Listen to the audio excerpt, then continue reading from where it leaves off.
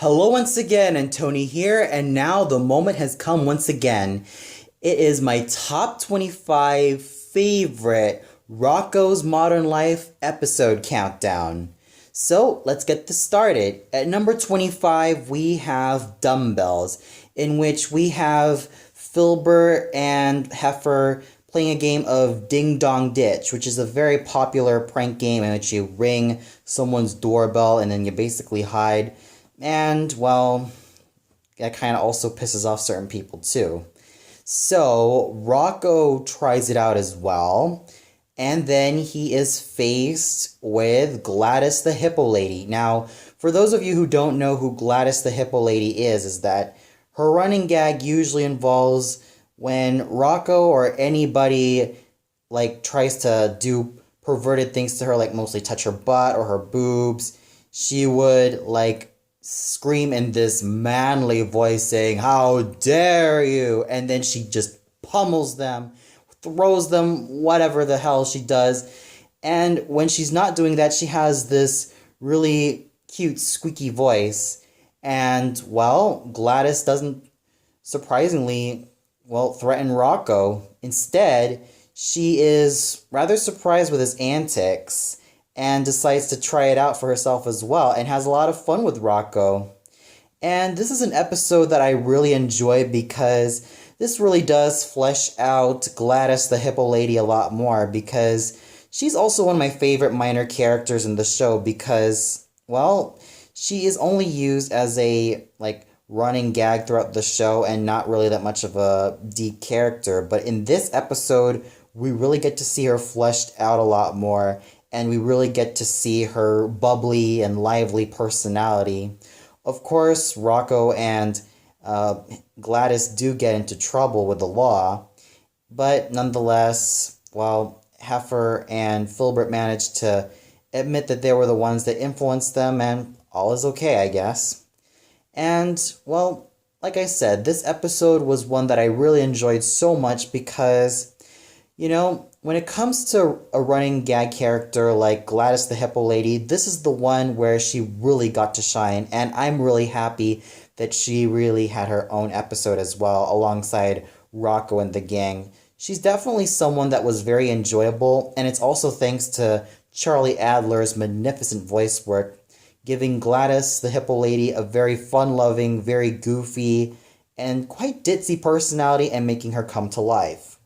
Number 24, we have Frog's Best Friend, in which we see Earl, the mean, vicious bulldog with a spiky hairstyle, in the pound, and he has a fairy dog mother granting him a second chance in life. So when he's tired of listening to her, he eats her up, and then out he goes to the Big Head's place. He doesn't really warm up to Ed Bighead, but when Bev sees that Earl is eating all of her flowers and thrashing them, she firmly and, sternly tells him that he should put them down, thus causing Earl to whimper. And when Bev sees that there is a tag stating that he was probably up for some experiments, she takes pity for Earl and ends up adopting him as her own pet. This was an episode that really does show a lot of layers of Earl because, in a lot of Rocko's Modern Life episodes, we usually see Earl as this mean, vicious, barbaric, nasty bulldog who has a voracious appetite for anything and who constantly is such a marauder that he becomes rather a threatening character. But when he's beside Bev, he is just like a teddy bear towards her. She feeds him, she coddles him, and he definitely enjoys her company. However, Ed does not really like the fact that Earl is taking all the attention. And not to mention, he is also on a diet as well. So he does feel like there is a lot of competition between him and Earl. But still, this episode is very enjoyable because for someone as mean and vicious as Earl the Bulldog, to see him like get along really well with Bev Big Head, I really have to say that this is definitely a huge milestone, especially for both Bev and Earl. I mean, you could really see that they really do care for each other, and you could really see that Bev really does care for him, as if though that he's like her own son, even though Bev and Ed even have their own son. Number 23, we have Closet Clown, in which we see that Ed at first does not really care for clowns when a clown and his pet duck, well, step on his door, and then Ed feels rather threatened by their presence and wants them to leave for Norway immediately. So Ed finds the clown nose on the ground and he tries it out, and well, he finds out that he actually likes being a clown, even though at first he doesn't warm up to it. This even takes its presence in the workplace, Conglombo, in which there's a meeting and Ed, well, he tries out the clown nose in public, leading his boss, Mr. Dupet, to see him in his office, and then Mr. Dupet is also a clown as well, funnily enough. So, Mr. Dupet assigns Ed to be at a birthday party, which Ed really does, and he even gets a lot of attention from a lot of the kids, and they really enjoy his presence. Heck, even when Rocko and even the kids of Filbert and Dr. Hutchinson, and alongside Heffer and Bev have their own backyard party, Ed comes in in his clown costume, manages to really light up the party until his red nose falls off, and, well, he feels ashamed of himself. Bev assures him that it doesn't matter what he does. She still loves him for the way he is, and she's actually really proud of him that he's managed to really do something and really enjoy being a clown. And, of course, there are other characters that even reveal their secrets, like, well, Filbert saying that he loves to look at, well, undergarments, and even the big one where Rocko says that he loves rainbows, until this sparks the attention of the big heads, Dr. Hutchinson, Filbert, Heffer, and, well, the kids as well, leading to such a riot. I mean, this episode really does show that there are hints that Rocko might be gay, saying that he loves rainbows.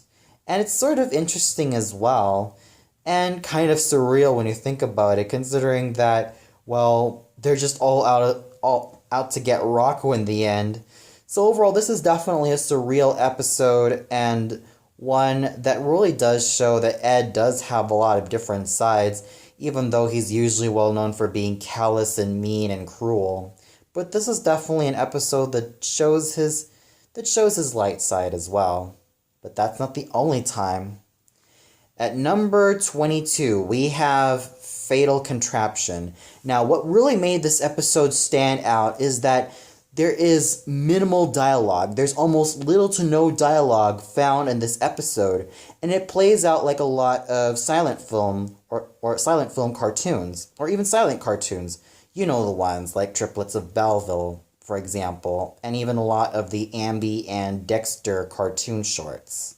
So basically, Rocko is so fed up with his current kitchen appliances, especially when it comes to eating on chewy peanut butter sandwiches and even chewy peanut butter for Spunky, which is all that they have, until he finds out that there is this new food processor that can really make anything out of any type of food. So he purchases it, and then he brings it home, only to find out that the food processor is alive and wants to take over a lot of the kitchen appliances that Rocko has, and even take over Spunky's life, meaning that there are moments in which the food processor goes haywire and, well, does whatever it takes to really get Rocko's attention, even though Rocko doesn't really feel like the food processor should really do all of these things. And at first he was pretty disappointed that the food processor, well, doesn't really do anything special, to the point where the food processor, like I said, has all of these horrible tirades, and to the point where Rocko realizes that the food processor has to go away. So he sends it to the desert.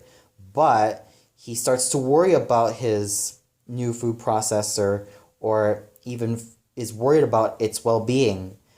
But, well, the flip side is the food processor does really fine. I mean, he manages to roast a vulture that almost managed to eat him.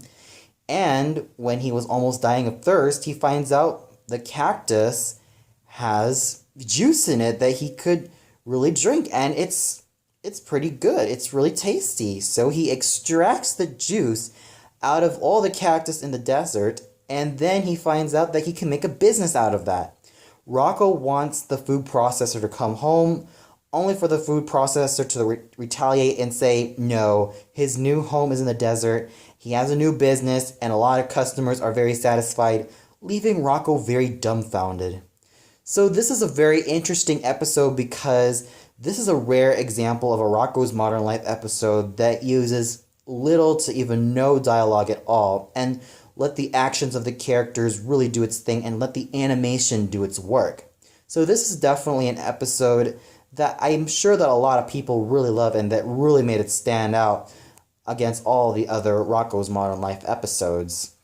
Number 21, we have The Emperor's New Joe, in which Rocko visits a coffee shop, and then the Chameleon brothers tell the story that there was once an emperor, who was actually a heifer in an emperor suit, who was sort of a tyrant and sort of is selfish, and, well, the peasants are playing a game, they have a ball that flew over to the emperor's palace, and then, well, they decided that the best thing that they should do for the emperor is, like, please him with something, like his favorite drink. They find out that they could, like, make some coffee for him, and then the emperor automatically is pleased with the taste, with the texture, and he thinks that it should be a recommended drink for all the public to drink. So this episode is really surreal and pretty much a lot of fun, and especially when you have the Chameleon brothers tell this wonderful little tale of how they think coffee came to be. Number 20, we have Cabin Fever, in which Rocko, Heffer, Filbert, and the Big Heads end up in a cabin for a vacation. And, well, a lot of things happen. Ed doesn't really care about ending up in this vacation with Rocko, Filbert, and Heffer, and he really wants out. This episode is just so much fun to see a lot of character dynamics, and just the very fact that Ed stuttered the whole but was a huge highlight for me. It was just hilarious, and even great to see all these characters work together and even have such interesting character dynamics. At number 19, we have yet another episode that really does show Ed's nice side, and that is Magic Meatball. Now, this episode, well, it's really surreal, I'll tell you that, especially in the climax. Now, this all leads to, well, the staff wanting someone to be responsible for, like, getting all these requests done, like having the requests done in a flash. So one of the heads decide to give Ed the responsibility, and Ed has his own Magic Meatball because he wants to be like an executive director as well. The Magic Meatball says that it's not possible. It's in the form of like a Magic 8-Ball, but in this version it's a meatball. So Ed decides to try his luck and uses the help of the Magic Meatball to make his executive decisions for him. And it worked. It really worked. And the head decides to put Ed in a higher position, and every time he answers all the papers, he ends up being in a much higher position, to the point where he's reached space already. And especially when it involves a new car parking lot that he wants to answer immediately, Ed is really not so sure and wants to use the help of the meatball. Ed is just too proud of his own abilities, only to find out that he ended up breaking his own magic meatball, and he'd said that it hurts and it may not have that much to live. Only to have the meatball come to life and even come out really sickly and talk in a Brooklyn accent, saying that he wants water, he wants food, and he practically becomes the master. The meatball becomes the master to Ed's, servant, to the point where Ed has to give him sodas and change TV channels for him. The meatball is the king, and Ed is the court jester. And to the point where the meatball decides that he is so lonely and feels like he doesn't have many friends in the world. So, in a very surreal scene, we see the Magic Meatball and Ed, a married man, get married. That is just one of the most surreal moments that I found in Rocko's modern life. Having a Magic Meatball marry an already married man, I wonder what Bev would have thought of this madness. So, Ed, despite the fact that he's done everything that he could, felt like the meatball is still rather stubborn and refuses to give the answer. Ed forcefully wants the answer, but the meatball feels rather rejected by him and rather used by him, to the point where he almost feels like it's all over for the both of them. Until Mr. Dupet comes up with one of the heads, and they decide that Ed is losing his mind, and they demote him, leading Ed to be in a Meatball Anonymous session. And, the episode just ends right there, being all surreal and stuff. So overall, this episode was surreal. And I always thought that Ren and Stimpy's episodes were always surreal. This one really managed to inspire its surreal nature from those shows, and it really does show in spades. At number 18, we have Sut Raw, in which we have Heffer, Rocko, and Filbert go on a camping trip, and a lot of hijinks ensue. So they want to get the best camping appliances and even camp inside a sort of outdoor resort in the mall, and they get themselves attacked by a lot of woodland creatures, especially those rat-like creatures who are just so pissed off that they got their meat, and it was just so weird and hilarious. And especially when in the ending we see Rocko, Filbert, and Heffer bouncing on their couches saying Sut Raw, and it's just so hilarious seeing these two feeling very jolly and just really enjoying the outdoors, so to say. At number 17, we have The Good, the Bad, and the Wallaby, which is a Western episode which shows Rocko and Filbert in the Wild Wild West in Texas taking care of the Dude Ranch. And, the biggest highlight of this episode definitely has to be the ending song, in which all the cattle and there's a country singer singing about Rocko's heroic deeds. And this basically plays off like a typical Western film. Like, you have the cowboy, you have a lot of these cowboys, and you have a lot of these showdowns. And this really does show it really well. Not to mention the song sung in this was just very catchy, and it's just a lot of fun to listen to. Number 16, we have an Elk for Heifer. Yet another episode that's pretty surreal as well. Heifer brings in an elk for dinner whose name is Elkie. So, instead of eating the elk, he finds out that she's really pretty, and he automatically falls in love with her. And even the elk feels the same way as well, which leads to Elkie and Heifer going out on dates and even having a lot of romantic escapades together, to the point where the family wonder what on earth is wrong with Heifer. He's part of the wolf family, and he's supposed to eat her. But instead he instead falls in love with her and decides to date her and even become her boyfriend. So overall, this episode, while surreal, is actually really sweet, and I would have really loved to see a lot more of Elkie. Who knows? I feel like Heffer and Elkie would have made a really great couple in the long run. It's just too bad that she only appeared in one episode. If they would have appeared in a lot more, I'd say that they would have been officially boyfriend and girlfriend. At number 15, we have Rinse and Spit, in which Filbert has to have like a sort of dentist's presentation that he is doing for his university. At first, he wants Heffer as his guinea pig, but Heffer is totally against it and feels very scared. So Rocko decides to have a go at it, as he also has like a major toothache as well. So this ultimately leads Rocko's tooth to grow in size and really rampage on the city like King Kong. And even to the point where Rocko and Filbert have to try to calm the tooth down in order for it to,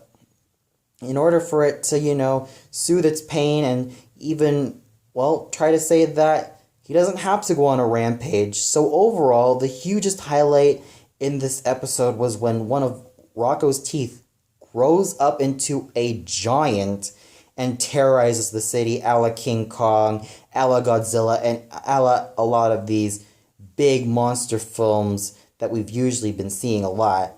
So this is definitely a very fun episode, because this is also not just funny, but also very thrilling as well, especially when you have the giant tooth rampaging the city.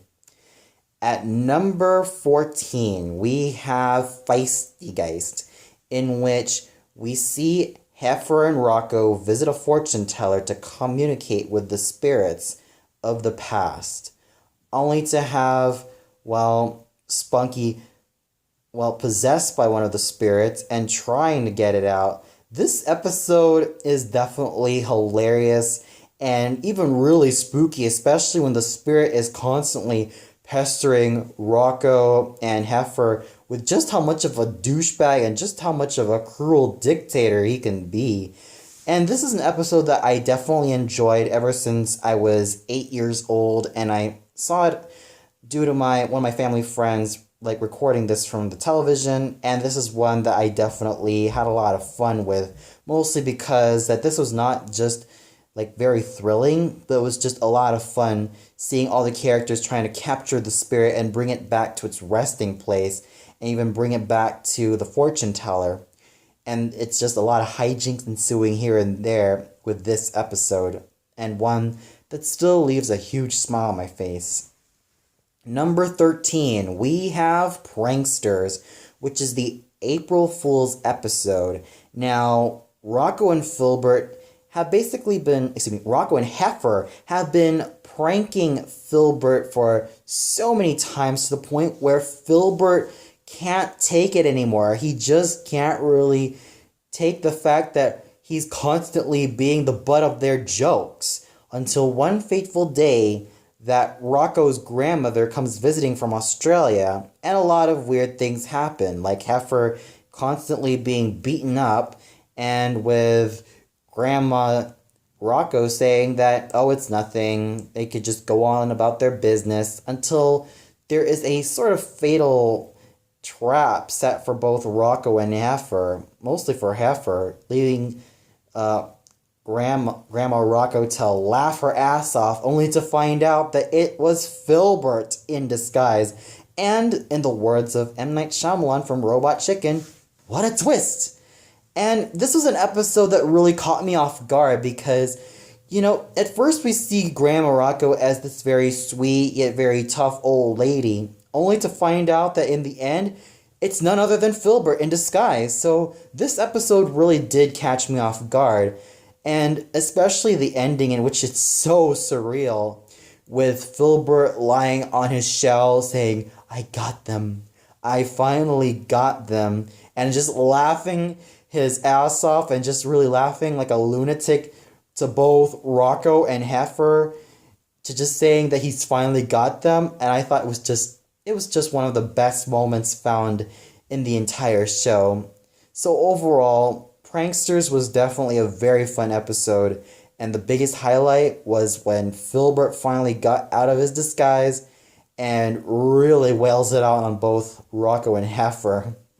I thought it was just a very fun moment for him. Number 12, we have Zanzibar, which is basically the musical episode of Rocko's Modern Life. Now, I've also been exposed to a lot of musical episodes from different cartoons as well. In Daria, you have Daria with an exclamation mark. In Hey Arnold, you had actually a couple. You had What's Opera Arnold and Eugene Eugene. In the Powerpuff Girls, you have See Me, Feel Me, Know Me. And, well, you also have, let me think. Oh yes, even have the Royal Canadian Yaxmen from Ren and Stimpy. Those are the examples I could come up with. With this one, oh yeah, and also Labretto from Dexter's Laboratory. In this one, it's no wonder why it's also won some awards as well, especially an environmental award. Because this episode, while the songs are very catchy and while it manages to really have an upbeat feel to it, it's also very informative of what to do with the planet Earth without being too preachy. I'm looking at you, Captain Planet. This manages to be very enjoyable, and it doesn't talk down to its viewers on the message that recycling, conserving are very important, and polluting should be avoided more than anything. And, well, it manages to get its episode or its message really, really down right, with really catchy numbers, with really catchy songs, and an especially catchy song from Recycle, and especially the fact that the entire town seems to sing almost the entire time, especially when Rocko goes to City Hall. So overall, Zanzibar is a very enjoyable musical episode that is not preachy, and one that manages to really teach the value of recycling very well without resorting to preachiness, and it's much fun for the entire people to see, and one that is very full of merit as well, especially when it comes to the awards that it won, and one that has also gotten its message really well without being flimsy, without being preachy, but just having a great sense of fun, and especially when it comes to really enjoying and really taking care of the environment as well. And that's what really made Zanzibar stand out on its own. Number 11, we have Camera Shy, in which Filbert and Rocko are in charge of filming Rocko's everyday life to mail it to his parents, who are kind of worried about him and really want to know how he's doing. It's not until, well, Filbert and Heffer decide to make it a full-on film with seeing Rocko's everyday life, especially with one very infamous scene in which they see Rocko naked, and we see a black box on Rocko's crotch, and that was pretty much a highlight of this episode. They take all the footage to the Chameleon Brothers editing company, they edit the film, and they make this film a sort of art film. A really weird art film that becomes a huge underground hit to the point where it ends up being distributed especially to the film contest or film festival in Australia. Rocko is extremely embarrassed by this until he finds out from the mail that his parents are very happy for him, that he's enjoying his time in the States and has very stable work, and especially with how accomplished he's turned out to be. Most of all, their film, well, Heffer's and Filbert's film, won the film festival, and they're totally happy with it. So overall, this is definitely an episode that I really enjoyed, mostly because it's just so hilarious seeing Filbert and Heffer really trying to get the best out of Rocko and whatever he does. So yeah, overall, this episode was funny, and it was just laugh out loud hilarious. Well, that's all for now. Be sure to tune in later to part 2 of this countdown. So until then, see you later, everybody.